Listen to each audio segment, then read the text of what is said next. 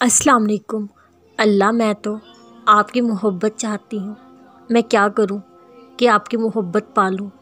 آپ کن سے محبت کرتے ہیں، آپ کی محبت میں وہ سب کر لوں گی۔ اللہ صبر کرنے والوں سے محبت کرتا ہے، اللہ انصاف کرنے والوں سے محبت کرتا ہے، اللہ پاک رہنے والوں اور توبہ کرنے والوں سے محبت کرتا ہے، اللہ توکل رکھنے والوں سے محبت کرتا ہے۔ اللہ پاک میں آپ کا ساتھ ہمیشہ کے لیے چاہتی ہوں۔ آپ مجھے یاد رکھیں گے نا، مجھے کبھی اکیلا چھوڑ کے نہ جائیے گا۔ تم میرا ذکر کرو، میں تمہیں یاد کروں گا۔ غم نہ کرو، اللہ تمہارے ساتھ ہے۔ یا اللہ پاک میں بہت گناہ گار ہوں، لیکن تیری رحمت کی طلبگار ہوں۔ میری توبہ قبول کرنا اور مجھے معاف فرما دینا، مجھ سے رحم کا معاملہ فرمانا۔ وہ لوگ جو توبہ کر لیں، اصلاح کر لیں اور بیان کر دیں تو میں ان کی توبہ قبول کر لیتا ہوں، اور میں توبہ قبول کرنے والا، رحم کرنے والا ہوں۔ اللہ جی، میں جو چاہتی ہوں وہ آپ دے دیں گے، یقین ہے مجھے۔ میں یہ بھی جانتی ہوں اگر دیر ہو رہی ہے تو ضرور اس کے پیچھے کوئی مصلحت پوشیدہ ہوگی۔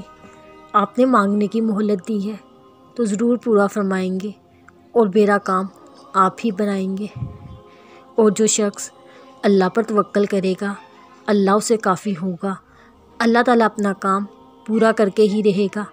اللہ نے ہر چیز کا ایک انداز مقرر کر رکھا ہے۔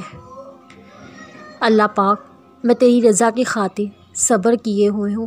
بے شک تو میرے ساتھ ہے، ہمیشہ میرا ساتھ دینا، میرے لیے کوئی ذریعہ بنا، میری مدد فرما۔ اے ایمان والو، بس صبر اور نماز کے ذریعے سے مدد چاہو، اللہ صبر کرنے والوں کا ساتھ ضرور دیتا ہے۔ اللہ پاک میں بہت تکلیفوں سے گزر رہی ہوں، میری زندگی کے حالات بہت تنگ ہیں، میرے لیے آسانیاں پیدا فرما، مجھے ہمت اور حوصلہ دے ان تکلیفوں سے لڑنے کا۔ کسی شخص کو اللہ تکلیف نہیں دیتا مگر اتنی ہی جتنی طاقت اسے دے رکھی ہے۔ اللہ تنگی کے بعد آسانی اور فراغت بھی کر کے رہے گا۔ اللہ ہر طرح کی آزمائشوں سے کیوں گزر رہی ہوں، پریشانیاں بڑھتی جا رہی ہیں، میرے اللہ میں کچھ نہیں کر سکتی، بس صبر کا ہتھیار اٹھائے ہوئے ہوں تو مجھ پر خاص کرم فرما۔ ہم کسی نہ کسی طرح تمہاری آزمائش ضرور کریں گے، دشمن کے ڈر سے، بھوک پیاس سے، مال و جان سے۔ پھر ان صبر کرنے والوں کو خوشخبری سنا دیجیے۔